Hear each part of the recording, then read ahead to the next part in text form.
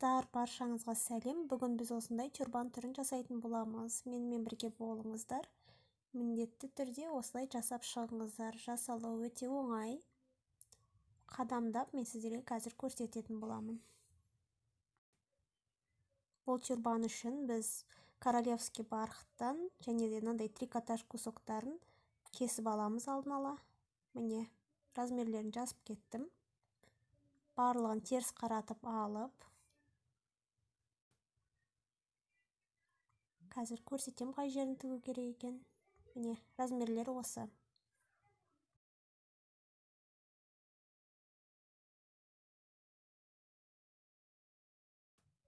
Трикотаж матамызды осылай екі қабаттаймыз. Шетінен ұзыннан тігіп шығамыз. Барқ матамызды бір-біріне беттестіріп, екі жағынан тігіп шығамыз.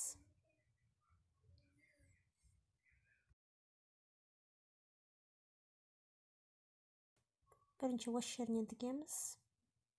Көрсетілген жерден. Міне тіктік, енді төбе жағынан тігеміз.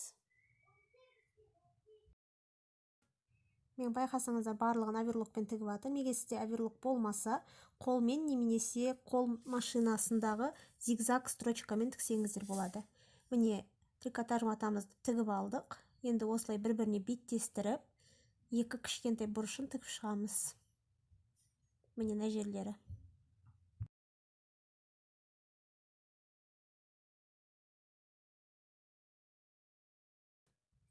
Міне осылай тігіп шықтым. Енді дөңесше үш бұрышты жерін дөңестетіп қайшымен қырқып шығамыз. Осылайынан.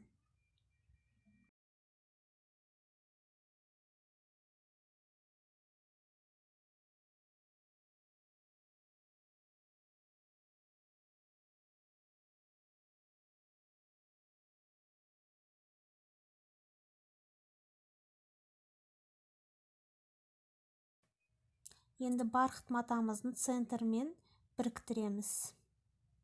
Айналдыра тігіп шығамыз.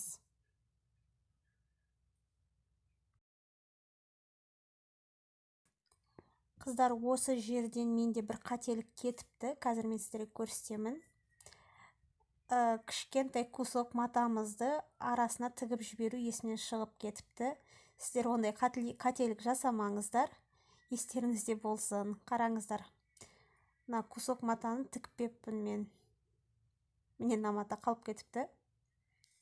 Енді осы матамызды тігіп аламыз.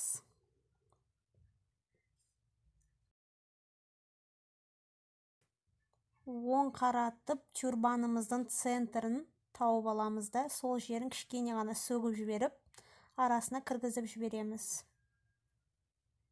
Басынан тігіп шығамыз сөйтіп.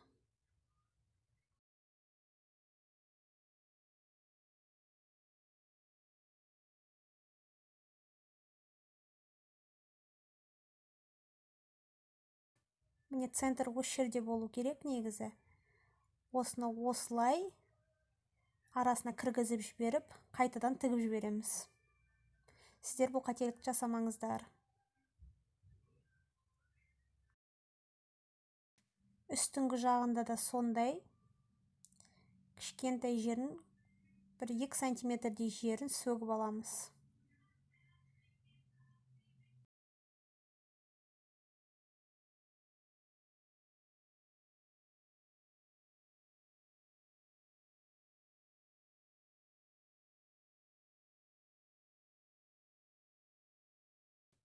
Енді осы сөгілген жеріне жаңағы матамызды өткіземіз.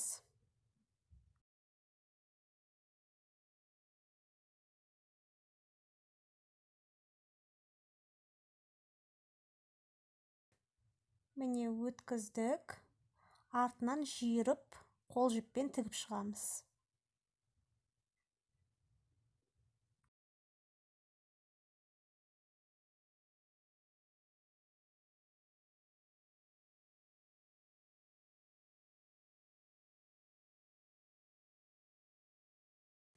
Міне осы жерінен жиырып, қол жіппен жақсылап тігіп шығамыз.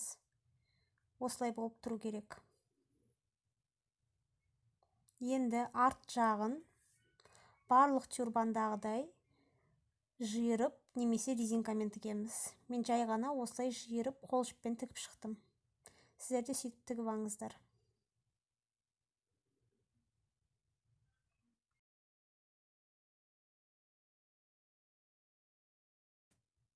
Нәтижесінде бізде осындай тюрбан пайда болды. Міндетті түрде жасап көріңіздер. Баста өте жинақы, әдемі болып көрінеді. Қазір манекенге киіп көрсетемін. Міне осылай болып тұрады.